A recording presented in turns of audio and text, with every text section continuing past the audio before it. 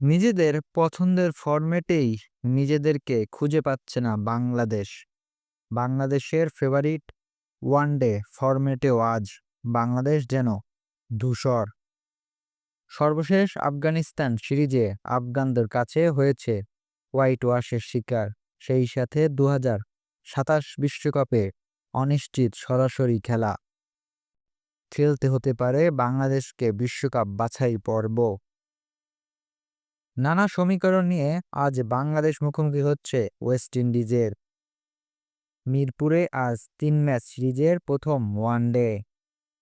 ওয়ানডেতে বাংলাদেশ ও West Indies এখন পর্যন্ত ৪৭ বার মুখোমুখি হয়েছে, যেখানে ওয়েস্ট ইন্ডিজের জয় ২৪ বার, বাংলাদেশের জয় ২১ বার।